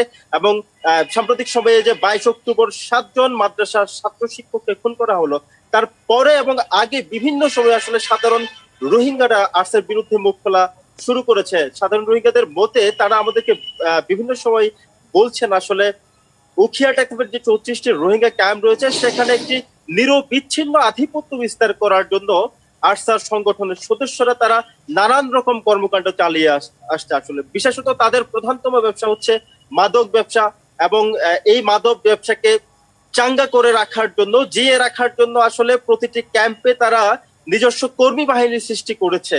এই নিজস্ব কর্মী বাহিনীর সাথে যে সকল সাধারণ রোহিঙ্গা অথবা রোহিঙ্গাদের মধ্যে কিছু ভালো লোক আছে, অর্থাৎ সামাজিক লোক, সামাজিক ভাবে নেতৃত্ব দেন রোহিঙ্গা সম্প্রদায়ের মধ্যে, তারা যদি এসবের বিরুদ্ধে প্রতিবাদ করেন, মসজিদের ইমাম সহ বিভিন্ন স্তরের শ্রেণীর মানুষ যখন তাদের প্রতিবাদ করেন এসব কর্মকাণ্ডের বিরুদ্ধে, কিন্তু সেদিন থেকে আসলে সেই প্রতিবাদকারী ব্যক্তিটিকে টার্গেট করা হয়। ইতিপূর্বে আমরা দেখেছি কুতুপালং এর একটি মসজিদের ইমামকে আসলে আরসার সদস্যরা হত্যা করেছেন। কেন হত্যা করেছেন সেটিও আমি একটু করে বলতে চাই। তিনি মসজিদের খুতবায় বলেছিলেন যে রোহিঙ্গা ক্যাম্পে সাম্প্রতিক সময়ে যে অস্ত্রের ঝনঝনানি এবং এগুলো যে ইসলাম সমর্থন করে না, এবং পাশাপাশি যে মাদকের ভয়াবহ ছবল যেখানে রোহিঙ্গা সম্প্রদায়ের লোকজনই জড়িত, এসব আসলে খুতবা দেওয়ার কারণেই তাকে সেই খুতবা দেওয়ার অল্প কিছুদিন পরে আসলে রোহিঙ্গা ক্যাম্পের তার লাশ মরদেহ পাওয়া যায়। তবে আজকের যে বিষয়টি, যে ক্যাম্প থেকেই উদ্ধার করা হয়েছে র্যাবের অভিযানের মাধ্যমে, যে ক্যাম্প থেকে আসলে অস্ত্রসম উদ্ধার করা হয়েছে উখিয়ার কুতুপালং মধুরছড়া রোহিঙ্গা ক্যাম্পের ফর এক্সটেনশন বলা হয় মূলত এই ক্যাম্পটিকে। এই ক্যাম্পটি আসলে অনেক সাজানো গোছালো একটি ক্যাম্প।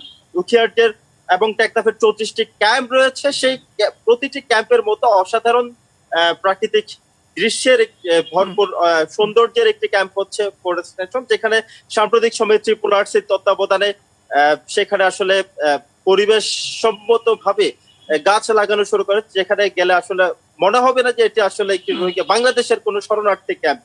সেই শরণার্থী ক্যাম্পের কিছু দূরে আসলে গহীন অরণ্য রয়েছে, পাহাড় রয়েছে, সেখানেই র্যাব সদস্যরা আমাদেরকে জানিয়েছেন রোহিঙ্গাদের একটি সশস্ত্র সন্ত্রাসী গ্রুপ সেখানে অস্ত্রের কারখানা গড়ে তুলেছে। তারই গোপন সংবাদের ভিত্তিতে তারা গতকাল গভীর রাতে সেখানে অভিযান চালায়।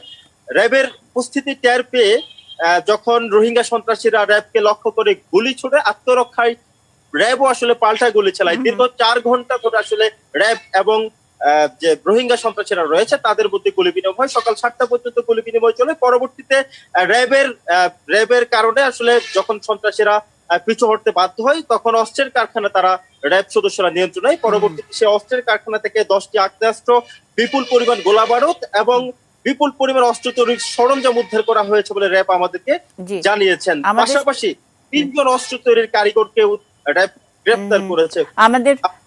আমরা শুরুতেই কিন্তু র্যাবের আইন গণমাধ্যম শাখার পরিচালকের কাছ থেকে শুনছিলাম এই একেবারে পুরো বর্ণনাটি, আমরা ছবিতেও দেখতে পাচ্ছি। শুধু আমার প্রশ্ন যে আরসা এখন একটা ওপেন সিক্রেট, এবং সিক্রেট আর বলা যায় না, এবং প্রকাশ্যেই আরসা নিয়ে কথাবার্তা হয়, যেই আরসা নিয়ে আমরা হাস করেছি শুরুর দিকে। এই রোহিঙ্গাদের আশ্রয় দিলে আরসা সন্ত্রাসীরা বাংলাদেশে নানা রকমের ঝামেলা তৈরি করতে পারে, আশেপাশের দেশের নিরাপত্তার জন্য তারা হুমকি হয়ে যেতে পারে। কিন্তু শুরুর দিকে আমরা এই বিষয়টি একেবারেই হয়তো অস্বীকার করেছি। এখন আর স্বীকার অস্বীকারের মধ্যে নয়, এটা একটা প্রকাশ্য ব্যাপার, এবং অনেকটা বুক ফুলিয়েই ওখানেই এক ধরনের কি বলবো আধিপত্যের কথা বলা হয়। আমি র্যাবের কমান্ডার খন্দকার আল মঈনের কাছে জানতে চাই, আরসাকে ধরার কোনো আইনি এখতিয়ার আছে কিনা? যে এটা আমরা জানি ওপেন সিক্রেট, তারা একটা সন্ত্রাসী গ্রুপ, এবং আমাদের বাংলাদেশের জন্য একটা বিরাট হুমকির কারণ হচ্ছে। সেখানে যদি আপনারা গোপন সূত্রের খবর পান বা চিনতেও পারেন, সেই আইনি এখতিয়ার আপনাদের আছে কিনা? ধন্যবাদ আপনাকে। আমরা রোহিঙ্গা ক্যাম্পে বিভিন্ন গোয়েন্দা সংস্থার সহযোগিতা নিয়ে আমরা কিন্তু রোহিঙ্গা ক্যাম্পের এবং এর আশেপাশে কিন্তু আমরা নিয়মিত গোয়েন্দা নজরদারি অব্যাহত রেখেছি। যারাই এই রোহিঙ্গা ক্যাম্পের ভিতরে এবং বাহিরে সন্ত্রাসী কার্যক্রম করছে বা সন্ত্রাসী কার্যক্রম পরিচালনার চেষ্টা করছে, তারা যেই সংস্থারই হোক, তারা যদি আমাদের দেশের মাটিতে, আমাদের দেশে আইন শৃঙ্খলা বিঘ্ন করার চেষ্টা করে, অবশ্যই তাদের বিরুদ্ধে আমরা আইনানুগ ব্যবস্থা গ্রহণ করব। এখানে একটি বিষয় যেটা বিভিন্নভাবে আমাদের মাননীয় স্বরাষ্ট্রমন্ত্রী মহোদয় বলেছেন, পররাষ্ট্রমন্ত্রী মহোদয় বলেছেন, যেটা মাদকের কথাটা আপনারা বারবার বলছেন, যে আমরা যদি গত বেশ কয়েক বছরের মাদকের অভিযানের ক্ষেত্রে আমরা দেখি যে আমাদের প্রতিষ্ঠার পর থেকে আমরা এই পর্যন্ত প্রায় 6.50 কোটি ইয়াবা উদ্ধার করতে সক্ষম হচ্ছে, যার মধ্যে গত 3 বছরই আমরা প্রায় 4 কোটি ইয়াবা উদ্ধার করতে সক্ষম হয়েছি, যার ম্যাক্সিমাম রুটি হচ্ছে এই পার্শ্ববর্তী দেশ মায়ানমার হয়ে আমাদের দেশে প্রবেশ করছে। এবং এই বছরই কিন্তু এই পর্যন্ত আমরা প্রায় 1.5 কোটির উপরে আমরা ইয়াবা উদ্ধার করতে সক্ষম হয়েছি। এবং এই মাদকটা এখন আমাদের জন্য একটি ভয়াবহ বিষয় হয়ে দাঁড়িয়েছে। আমরা গত বছরের আগে পর্যন্ত আইস উদ্ধার করেছি সর্বসাকুল্যে হয়তো 1 কেজি। এই বছর আমরা ইতিমধ্যে আইস প্রায় 11 কেজি আইস উদ্ধার করেছি, যেখানে 10 গ্রাম আইসের মূল্য 20,000 থেকে 40,000 টাকা পর্যন্ত। সো মাদকটা আমাদের জন্য এখন একটি বড় কাল হয়ে দাঁড়িয়েছে। পাশাপাশি আপনারা যথার্থই বলছেন, এখানে বিভিন্ন আধিপত্য বিস্তার, চাঁদাবাজি, ডাকাতি সহ বিভিন্ন কারণে এখানে বিভিন্ন সন্ত্রাসী গোষ্ঠী গড়ে উঠছে। বিভিন্ন সময় র্যাবের সাথে গোলাগুলিতেও অনেকে নিহত হয়েছে। আমাদের অনেক সদস্য এই এলাকার অভিযান পরিচালনা করতে গিয়ে আহত হয়েছে। আমরা যখনই আমরা যে সম্পর্কিত তথ্য পাচ্ছি, আমরা কিন্তু অভিযান পরিচালনা করছি। আপনার কক্সবাজারের সাংবাদিক ভাই উনিও বলেছেন, বাট আমাদের দেশের টেরিটরিতে যারাই আইন শৃঙ্খলা বিঘ্ন করার চেষ্টা করবে এবং এই ধরনের অপকর্মে লিপ্ত হবে, অবশ্যই আমরা তাদের বিরুদ্ধে আইনানুগ ব্যবস্থা গ্রহণ করব। এই যে হঠাৎ করে যে মাদকের ফ্লো, আপনি বললেন যে গত 1 বছরেই 1 কোটি প্রায় ধরেছেন, 1.5 কোটি। তো হঠাৎ করে কি বর্ডারটা অনেক লুজ হয়ে গেছে নাকি? এটার সঙ্গে মানে মিয়ানমারের সন্ত্রাসী আরসা বাহিনী, তার সঙ্গে হয়তো কোনো ভেস্টেড গ্রুপ, অথবা বাংলাদেশে যারা ব্যবহারকারীরা তো অবশ্যই বাংলাদেশ, এবং বিক্রি যাদের কাছে করে, অথবা যারা এটার ব্যবসার সঙ্গে জড়িত, তাদের একটা কি বলবো একটা যোগসাজশ হয়ে গেছে। না, যোগসাজশ তো অবশ্যই ছিল, তা না হলে হতো না। ব্যাপারটা একেবারে বর্ডার ইজি হয়ে গেছে, আমরা মানে যেটুকু বুঝতে পারি। এখন যেটা আপনি যথার্থই বলেছেন, আমাদের দেশে যারা মাদক ব্যবসায়ী, মাদক চোরা কারবারি, তারা কিন্তু বিভিন্নভাবে অভিনব উপায় বিভিন্ন পন্থায় তারা মাদক আনার প্রচেষ্টায় লিপ্ত থাকে। নাফ রিভার থেকে বিভিন্ন নালার মাধ্যমে বা খালের মাধ্যমে এই ক্যাম্পগুলোতে প্রবেশ করেছে। পাশাপাশি বিভিন্ন ভাবে আমাদের দেশীয় যারা মাদক ব্যবসায়ী আছে তারাও কিন্তু এই ক্যাম্পের বিভিন্ন লোকদের সাথে যোগ সাজসে এই মাদকগুলো আনে। এবং প্রাথমিকভাবে আমরা এমনও তথ্য পেয়েছি যে বিভিন্ন গাড়ি বা বিভিন্ন আমরা বিভিন্ন সিএনজি উদ্ধার করতে সক্ষম হয়েছি, যেখানে ক্যাম্পের ভিতরে হয়তো মালামাল যাচ্ছিল, সেখান থেকে আমরা মাদক উদ্ধার করতে সক্ষম হয়েছি। ক্যাম্পের ভিতরে বিভিন্ন ডেভেলপমেন্ট ওয়ার্কের জন্য যে ট্রাক যাচ্ছিল তার ভিতর থেকে আমরা মাদক উদ্ধার করেছি। তো বিভিন্ন প্রেক্ষাপট রয়েছে। আর তুলনামূলকভাবে আমরা অবশ্যই বলবো, আমাদের মন্ত্রী মহোদয় বলেছেন মাদক তুলনামূলক যেহেতু আমরা ধরছি বেশি, সো আমরা অবশ্যই বলবো মাদক আগের তুলনায় আসছেও বেশি। আমার একটু কৌতূহল, আমরা আজকে শিরোনামটি দিয়েছি যে সন্ত্রাসের কারখানা, র্যাব আমরা বলি যে এলিট ফোর্স, এবং বিভিন্ন জায়গায় যখন নাকি বড় ধরনের কোনো কিছু হয় আমরা র্যাবের শরণাপন্ন বা আমরা আস্থা রাখি যে র্যাব গিয়ে বোধহয় এটা ঠিকঠাক করবে, উদ্ধার করবে অথবা নিরস্ত্র করবে। এখানে আপনারা কতখানি স্বচ্ছন্দ বোধ করেন? মানে আজকে তো একটি অভিযানের কথা জানলাম, কিন্তু আজকে তো একদিনে হয়নি আর একটা কারখানাও নেই, এটা আমরা অনেকেই বুঝতে পারি। এলিট ফোর্স, র্যাব এখানে এই মাদক, এই আরসা বাহিনী, বিভিন্ন গ্রুপ যাদের কথা জানি প্রতিদিনই হত্যা করছে, মারছে, সেখানে এলিট ফোর্স কতখানি কনফিডেন্ট এবং স্বচ্ছন্দ বোধ করেন? ধন্যবাদ আপনাকে। আপনি জানেন যে এলিট ফোর্স র্যাব প্রতিষ্ঠার পর থেকেই বাংলাদেশে আমার অহংকার, এই মূল মন্ত্রে কিন্তু আমরা কাজ করে যাচ্ছি এবং দেশের যে কোনো আইন শৃঙ্খলা বিঘ্ন ঘটার যে কোনো আমরা সেটা বলেছি, কিন্তু একেবারে রিয়ালিটিটা বলবেন যে একদম দুর্গম, ওখানে ভাষা বোঝা যায় না, ওখানে এনজিওরা নানা রকমের বাধা দেয়, আপনারা কোনো একটা মানে লিগাল বলি যে বাংলাদেশের পার্সপেক্টিভে লিগাল যে বাংলাদেশের ক্ষতি করছে তাকে আপনি ধরেছেন অথবা ক্রস ফায়ার হলো, সেটা নিয়েও আন্তর্জাতিক নানান প্রশ্নের মধ্যে পড়তে হয়। সো তখন তো দেশের স্বার্থটা অনেক সময় রক্ষা করতে পারেন না। সেই জায়গার থেকে বলছি যে ওইখানে আইন শৃঙ্খলার পরিস্থিতিটা নিয়ে কাজ করতে গিয়ে কতখানি স্বচ্ছন্দ বোধ করেন? ধন্যবাদ আপনাকে। যেটা আমাদের সমস্যা ক্যাম্পের ভিতরে যে অভিযান পরিচালনা করার ক্ষেত্রে, এখানে ঘনবসতিপূর্ণ একটি এলাকা, এখানে যেটা আমাদের 8 ব্যাটালিয়নের সিও বলেছেন যে এখানে অভিযান পরিচালনা করার ক্ষেত্রে আমাদের বেশ বেগ পেতে হয়। অনেক ক্ষেত্রে যেমন আমরা যদি একটা সাধারণ উদাহরণ দেই, ধরেন আমরা একটা ইকবাল নামে একটা ছেলেকে একটি অবয়ব দিয়ে খোঁজার চেষ্টা করলেও সেক্ষেত্রে খুঁজে বের করা আমাদের জন্য অনেক ক্ষেত্রেই কষ্টসাধ্য হয়ে যায়।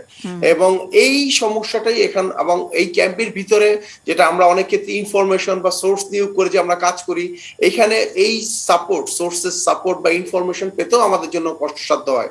বাট আমরা এখন এই রোহিঙ্গা ক্যাম্পে বা ক্যাম্পের বাইরে সাম্প্রতিক সহিংসতার প্রেক্ষিতে আমরা এখানে বিভিন্ন গোয়েন্দা কার্যক্রম অব্যাহত রেখেছি এবং আমরা আশা করি অতি শীঘ্রই এই যে আমাদের যে কার্যক্রম সেটারও একটি ফলপ্রসূ অবস্থা আপনারা দেখতে পারবেন। অনেক ধন্যবাদ। আমাদের সঙ্গে নিশ্চয়ই থাকবেন, বিরতির পরে আরো শুনবো। আমরা রোহিঙ্গা ক্যাম্প শুরুর দিকে অর্থাৎ 2017-তে আবার নতুন করে যখন আসা শুরু হলো, গোটা বিশ্বের মনোযোগ, আমরা এক ধরনের একটা মানবিক চেহারা হয়তো অথবা সেটার একটা অ্যাপ্রিসিয়েশন পেয়েছি, বাট কালে কালে আমাদের জন্য একটা ভয়ের ব্যাপার হয়ে দাঁড়িয়েছে এই রোহিঙ্গা এবং রোহিঙ্গা ক্যাম্প। এটা সন্ত্রাসের কারখানা। এই সন্ত্রাস শুধু কি আধিপত্য বিস্তারেই থেমে থাকবে নাকি অন্য কোনো বড় বিপদ ঘটাবে দেশের জন্য? সেগুলো নিয়েও আমরা আলোচকদের কাছ থেকে শুনবো একটা বিরতির পর।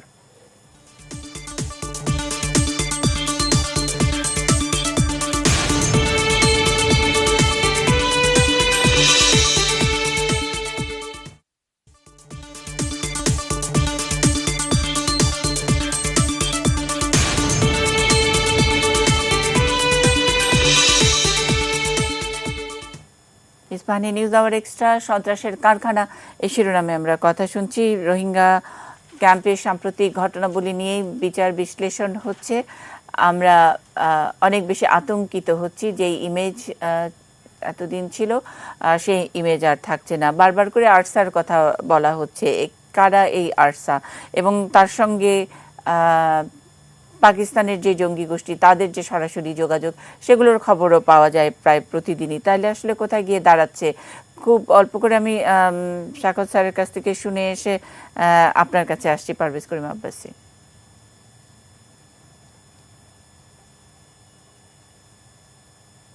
স্যার আনমিউট করতে হবে।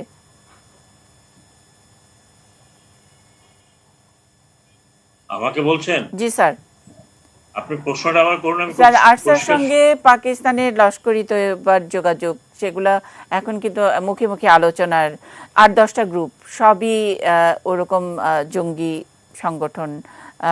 আতাউল্লাহ জুন্নির কথা তো আমরা জানি, সে সরাসরি যোগাযোগ রাখছে লস্করি তৈয়বার সাথে। সুতরাং আরসা নিয়ে যে শুরুর দিকেই আমাদের অন্যান্য জায়গা থেকে যে হুঁশিয়ার করা দিয়ে দেওয়া হয়েছিল সেগুলো তো আমরা মানিনি। এখন কি আমাদের নিজেদের ঘাড়ে এসে পড়েছে না এই বিপদটা? আরসার সাথে কার যোগাযোগ আছে এটা এখনো বলা যায় না, ভেরি ডিফিকাল্ট। আরসারই বা কতখানি শক্তি আছে এটাও কিন্তু বলা যায় না। আমরা অনেকটা অনুমান নির্ভর কথাগুলো বলি, কারণ আরসার ক্যাম্পের ভিতরে আরসা এখন আর ওপেন সিক্রেট মানে না, আমি সেটা বলছি না। আমি বললাম তাদের শক্তি কতখানি আছে, তাদের কানেকশন কতখানি আছে। আর আরসা একা কিন্তু ক্যাম্পে নয়, এগুলোর সাথে আরএসও আছে, আমি আগেও বলেছি আরএসও আছে। তারপরে ওই যে ইসলাম মাহাজ, একটা ইসলামী মাহাজ গ্রুপ, ইসলামী মাহাজ গ্রুপ স্যার। জি, এটা মাহাজ গ্রুপ কি মাহাজ আমি ঠিক জানি না, বোধহয় মাহাজ বলা হয় কি, বা মাহাজ হোয়াট এভার ইট ইজ। এই আরেকটি নতুন একটি সংগঠন হয়েছে। এই 3টি সংগঠন এখন এখানে আছে, তারা ইনফ্লুয়েন্স করার চেষ্টা করছে তাদের শক্তি, দলশক্তি ভারী করবার। আরএসও তো অনেক আগের ছিল। আরএসও সবচেয়ে পুরনো অর্গানাইজেশন ছিল, যেটা রোহিঙ্গা সলিডারিটি অর্গানাইজেশন 1992 আগে ছিল। 78-এর সময় তারা এখানে এস্টাবলিশড হয়। পরে বন্ধ হয়ে যাওয়ার পরে তাদের পুরনো নেতৃবৃন্দ এখন নেই। আরএসওর সাথে যতটুকু জানা যায় ইন্টারন্যাশনাল পত্র পত্রিকা এবং অন্য জায়গা থেকে, যে তারা এক ধরনের sympathized with NUG, national unity government, এবং যেটার সাথে এখন মোটামুটি একটা সংঘর্ষ চলছে মিয়ানমারে। কে কতখানি শক্তিশালী তা আমি জানি না, তবে ন্যাশনাল ইউনিটি গ্রুপ এখন পর্যন্ত আন্তর্জাতিকভাবে কোনো স্বীকৃত গঠিত হয় নাই। এবং এরই একটা এফেক্ট কিন্তু রোহিঙ্গা ক্যাম্পে আছে। রোহিঙ্গা ক্যাম্পে কিছু আছে যারা এনইউজির সাপোর্টার, এবং কিছু আছে এনইউজির সাপোর্টার নয়, যেটা আমরা দেখলাম মহিবুল্লাহ হত্যায়। আমি এই কথাগুলো এই জন্য বলছি যে it is not simple, that simple যে আমি বলে দিলাম যে এখানে শুধু অস্ত্র কারখানা আছে, নিজেরা গোলাগুলি করার জন্য। Not at all. এমন একটা সময় হয়তো আসতে পারে যেখানে এখান থেকে অস্ত্র পাচার হবে অন্যান্য জায়গায়। তো এখন ব্যাপারটা হচ্ছে যে আমি ঠিক জানি না, আমি কাউকে ডিসক্রেডিট করতে চাই না। র্যাব অত্যন্ত দক্ষ একটি বাহিনী, সেখানে আর্ম পুলিশ ব্যাটালিয়ন আছে অত্যন্ত দক্ষ একটি বাহিনী। কিন্তু কথাটা হচ্ছে যে তারা তো আর ঘরে ঘরে বাড়িতে বাড়িতে গিয়ে বসে থাকতে পারে না। যেখানে একটি ইন্টেলিজেন্স নেটওয়ার্ক গড়ে ওঠার কথা, হয় আমাদের এক্সিস্টিং ইন্টেলিজেন্স অর্গানাইজেশন দিয়ে, অথবা উইদিন রোহিঙ্গা ইন্টেলিজেন্স নেটওয়ার্ক গড়ে তোলার কথা। সেগুলো কতখানি কাজ করছে আমি জানি না। আমি আরো মনে করি যে আমাদের এখানে অনেক এনজিও আছে, ইন্টারন্যাশনাল এনজিও যারা আছে তারা definitely control by international organisation. আমাদের লোকাল কতগুলো এনজিও আছে, তারাও কিন্তু চারিদিকে আপনার এক ধরনের এটাকে মানে যেরকম প্রধানমন্ত্রী বলেছেন যে ব্যবসা তৈরি করা হয়েছে। শিওর, আজকে যদি রোহিঙ্গা ক্যাম্প না থাকে কক্সবাজারের ইকোনমি ডাউন হয়ে যাবে, এতে কোনো সন্দেহ নেই। কক্সবাজারে হোটেলগুলো চলবে না, খালিও থাকবে। কিন্তু ব্যাপারটা হচ্ছে যে এটা ন্যাশনাল সিকিউরিটির ব্যাপার। আপনি কি মনে রাখবেন যে এদের কাছাকাছি আছে অত্যন্ত ভোলাটাইল চিটাগং হিল ট্র্যাক্ট, যেটা এখন পর্যন্ত সেটেল হয়নি। এবং একই সাথে আরাকান অঞ্চলে একাধিক অর্গানাইজেশন, একাধিক সশস্ত্র গোষ্ঠী কিন্তু ওখানে এক ধরনের কনফ্লিক্টের মধ্যে আছে। আরাকান আর্মি আগে যা ছিল তার থেকে অনেক বড় হয়ে গেছে, তাদের কতগুলো স্প্লিন্টার গ্রুপ তৈরি হয়েছে। চীন আর্মি, যে চীনে এখন যে গন্ডগোলটা হচ্ছে, চীন স্টেট মানে মিয়ানমার, চীন স্টেট কিন্তু একদম আরাকানের উপরে। এবং তাদের যে রুট, যে স্মাগলিং রুট যেগুলো ছিল সেগুলো কিন্তু আমাদের border through Chittagong hill tract. এখন এইসব জিনিস কিন্তু শুধু আইসোলেশনে যে আপনি 3টা কারখানা পেলেন বলে দিলাম, আমি বন্ধ করে দিলাম, এটা আমি মনে করি না এটা আইসোলেশনে একটা আইসোলেটেড ব্যাপার। এটা কিন্তু আলটিমেটলি, যেটা আমার ধারণা, আমার স্টাডি, আলটিমেটলি এটা বড় আকার ধারণ করবে এবং যেটা অন্যান্য এই ধরনের ক্যাম্পে দেখা যায়। আপনি প্যালেস্টিনিয়ান ক্যাম্পে প্রথম থেকে এখন পর্যন্ত স্টাডি করুন, আপনি দেখবেন সিরিয়ান ক্যাম্পগুলোতে আপনি স্টাডি করুন, দেখুন আফ্রিকাতে যে সমস্ত লং স্ট্যান্ডিং ক্যাম্প আছে সেখানে আপনি দেখুন। তো এইখানে কারা আসবে এটা বলা বড় মুশকিল। এটা কি হরকতুল জিহাদ জয়েন করবে, না অন্য আরো কিছু অর্গানাইজেশন জয়েন করবে যারা হয়তো এই অঞ্চলে বা একটা জিহাদের মনোভাব নিয়ে তৈরি করে তারা হয়তো একটা আঞ্চলিক কনফ্লিক্ট শুরু করে দিতে পারে উইদিন আরাকান। এবং উইদিন আরাকান কিন্তু স্টেবল নয়। উইদিন আরাকান দেয়ার আর আদার সাব গ্রুপ কনফ্লিক্ট। এইগুলো আপনি সবগুলো যদি একসাথে না দেখেন, শুধুমাত্র এখানে 3টি দেশীয় অস্ত্র না বিদেশি অস্ত্র এই কথা আমরা না যাই, আমরা একটা ওভারঅল একটা বড় ধরনের সিকিউরিটি থ্রেটের ভিতরে আছি। সেই সিকিউরিটি থ্রেটটাকে কিভাবে মিনিমাইজ করা যায় সেই সাজেশন গুলো তো এখন পর্যন্ত আসেনি। তো সেই সাজেশন গুলো কিন্তু আসতে হবে এবং যারা এই সিকিউরিটি নিয়ে কাজ করে ওখানকার they have to give suggestion, and not only suggestion, তাদের কথা অথরিটিকে শুনতে হবে। কারণ এটা দিন দিন কিন্তু ডিটোরিয়েট করছে। 6 জনকে একসাথে মারছে, মহিবুল্লাহকে মারছে এত ঘন বসতির ভিতরে, কালকে আরো কয়েকজন মারা যাবে। ইউ নেভার নো, সে দা দিয়ে কোপায় মারুক, লোহা দিয়ে পিটায় মারুক, অথবা দেশীয় অস্ত্র দিয়ে গুলি করে মারুক, না মারুক। এর সাথে জড়িত আছে বিরাট ব্যবসা যেখানে ওয়ার্ল্ডে এখন one of the costliest business মাদক।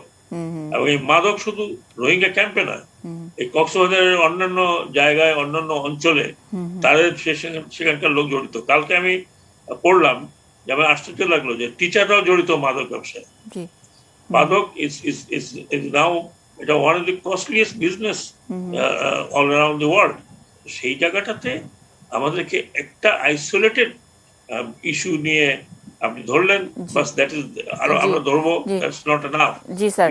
স্যার আমাদের সঙ্গে নাইমুল হক এখন আছেন, ফোনে আছেন, মানে ওনার আমি ওনাকে জুমেই কানেক্ট করতে চেয়েছিলাম।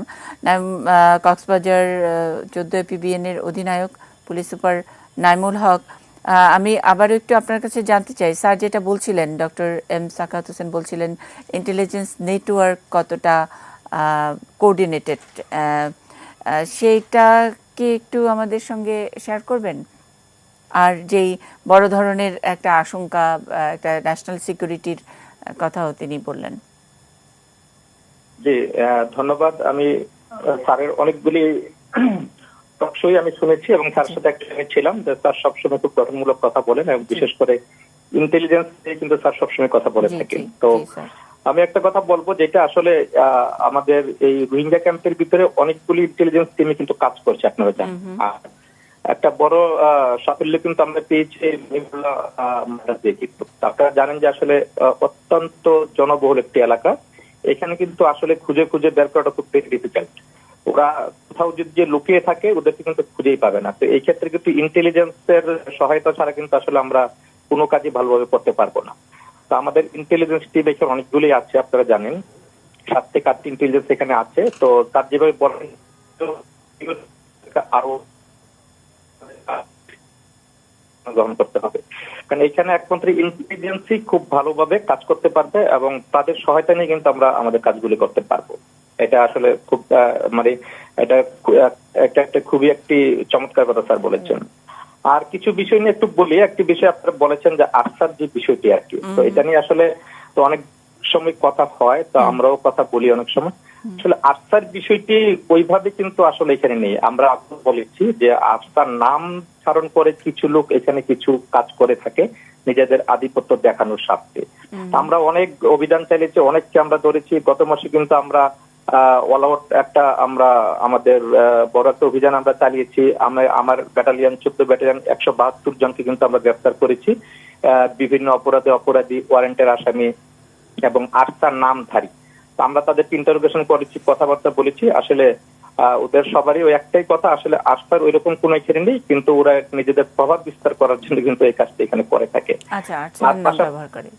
আর আরেকটি বিষয় আমি একটু আপনাদের সাথে শেয়ার করি, সেটা যে আজকে তো আমাদের র্যাপিড অ্যাকশন ব্যাটালিয়ন খুব ভালো একটি কাজ করেছে, আমরাও জানি।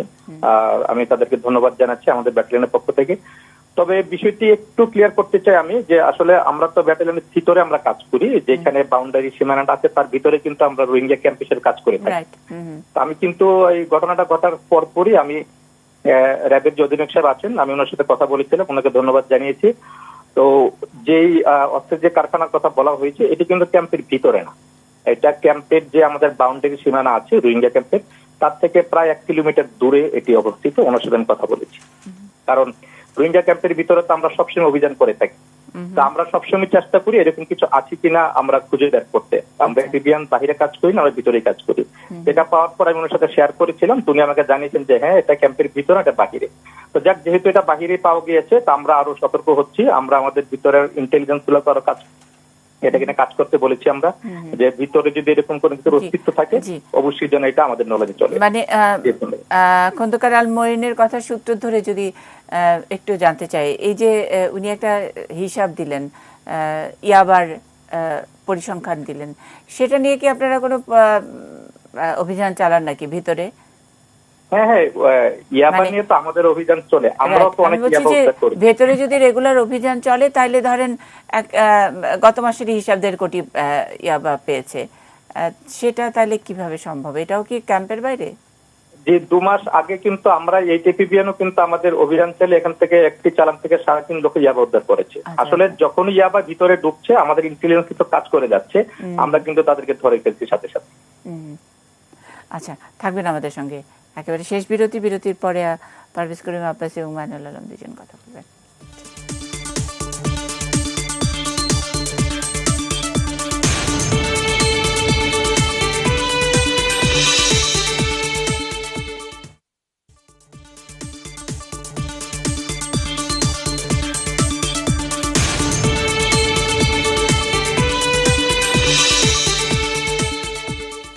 সন্ত্রাসের কারখানায় বিষয় নিয়ে কথা বলছি। পারভেজ করিম আব্বাসী, একটু যাই যে নানান ফ্যাক্টর নিয়ে কথা বললাম আমরা, যে কারণে ভীত আসলে কি হচ্ছে ওখানে রোহিঙ্গা ক্যাম্পে। সেখানে অনেকগুলো ফ্যাক্টরের মধ্যে কিন্তু মানবাধিকার ইত্যাদি নানান প্রোটোকলে আমাদের সিগনেচারি ইত্যাদি নানান কিছু, সেগুলোর অজুহাত থাকে, কাজের কাজ কিছুই না। যেটা আগের আলোচনায় আপনি বলছিলেন যে আমাদের প্রতি বছর আমাদের ফান্ড থেকেই টাকা এদেরকে খাওয়ানোর জন্য যাচ্ছে, সুতরাং আমরা পেলে পুষে সন্ত্রাস পেলে পুষে বড় করছি। না দিদি, এটা তো না। কেন, এটা হচ্ছে যে যখন করা হয়েছিল তখন সবাই প্রায় মোটামুটি একটা জাতীয় কনসেনসাস ছিল, এখন পরিস্থিতি ভিন্ন। এবং আমি ব্রিগেডিয়ার শাকাতের কথা থেকে ধরে বলবো, শুধু আরাকান এখন কিন্তু অস্থির না, পুরো মিয়ানমারই এখন অস্থিতিশীল আছে, এবং সামনে আরো অনেক সমস্যা হবে, কাচের কারেন্ট, তারপরে এখানে চীন, এখানে অনেকগুলো আছে। আমি বলি যে পাশের দেশ অস্থির কি অস্থির না, এবং সেটা ওকে আমরা ওটার সাথে আবার একটা সমস্যা আছে। কেন, ওটার সাথে তো যেহেতু ওরা ওই দেশেরই নাগরিক, ওই দেশেরই হচ্ছে অধিবাসী, ওইখানকার তো ওটার টার্ফ ফরের ইনফ্লুয়েন্স তো এই ক্যাম্পগুলোতে পড়ছে।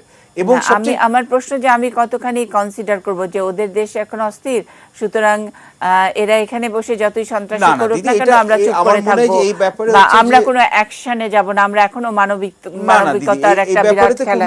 কোনো দেশই এটা করবে না। আমাদের গভর্নমেন্টে এই ব্যাপারে যথেষ্ট এই ব্যাপারে এখানে অঙ্গীকারবদ্ধ, এবং ল এনফোর্সমেন্ট এজেন্সি যারা আছেন তারাও বলেছেন, এটা সত্যি কথা।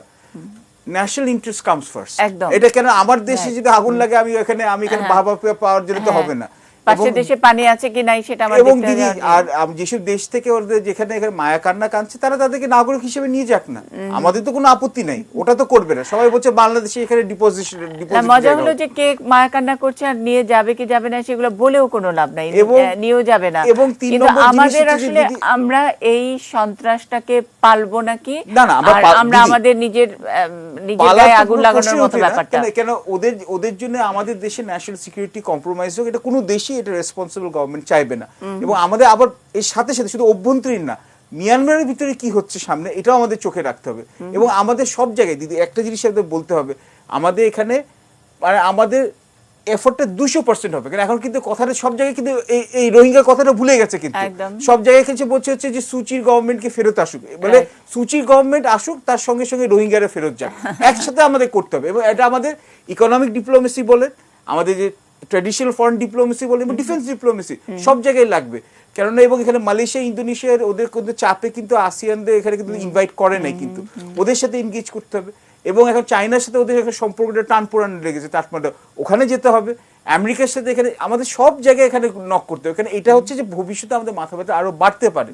এবং আমাদের প্রধানমন্ত্রী কিন্তু একটা কথা বলে গেছেন এখানে, এই যে মাননীয় প্রধানমন্ত্রী, যে রোহিঙ্গাদের বিষয়ে যদি এখানে আন্তর্জাতিক সম্প্রদায় যদি এখানে আমরা মিয়ানমারকে চাপ না দিতে পারি, ভবিষ্যতে কিন্তু আমাদের আঞ্চলিক নিরাপত্তা বিঘ্নিত হবে। কথাটা কিন্তু কোনো এটা কিন্তু উড়ানোর মতো না, তখন শুধু মিয়ানমারে না, বাংলাদেশে না, পুরা আমাদের যে পুরো রিজনটা যেখানে আছে ভলাটিলিটি এখানে বাড়তে পারে।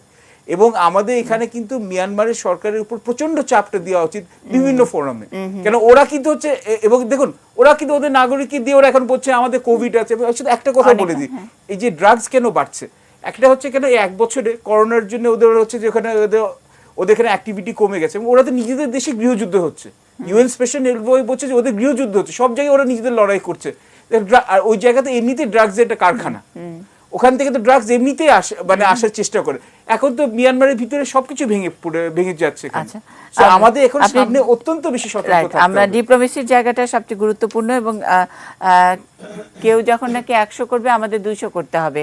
সেখানে ইকোনমিক ডিপ্লোমেসির কথা বলেছে, সিকিউরিটি ডিপ্লোমেসির কথা বলেছেন, হিউম্যানিটেরিয়ান ইত্যাদি বলেছেন। ডিপ্লোমেসির জায়গায় আমরা কতখানি সন্ত্রাসের কারখানা নিয়ে বলার সুযোগ ছিল, ইচ্ছা ছিল, আমি একটু বলি। আপনি যখন বুদবুদের মতো করে সন্ত্রাস যখন বিভিন্ন সময় দেখা যাচ্ছে, সন্ত্রাসবাদ, মহিবুল্লাহ মার্ডার, আরও কয়েকটি মার্ডার, আজকের যে অস্ত্রের কারখানা উদ্ধার, এগুলো কিন্তু আস্তে আস্তে স্প্রেড হচ্ছে। সুতরাং এখানে সিকিউরিটি থ্রেটটা তো আছে, তার উপর আমি বলবো যে আমরা একেবারে ডিপ্লোমেসির জায়গায় আমাদের সক্ষমতা নিয়ে একটু কথা শুনতে চাই। একজন এগিয়ে সিনিয়র নিতে হবে এবং সমন্বয়। রিপোর্টার, ডিপ্লোমেসির জায়গাটা অনেকটা হল্ট হয়ে আছে, সত্যি কথা। ডিপ্লোমেসি পথ খুঁজে পাচ্ছে না, রোহিঙ্গা সমস্যার সমাধান কোন পথ দিয়ে আগাবে। আন্তর্জাতিক ফোরামে আমাদের সরব উপস্থিতি আছে, আমরা এটা বলছি, সমর্থন আছে, নৈতিক সমর্থন আছে, কিন্তু সে অনুযায়ী কোনো সমাধানের পথ আন্তর্জাতিক ফোরাম দিচ্ছে না।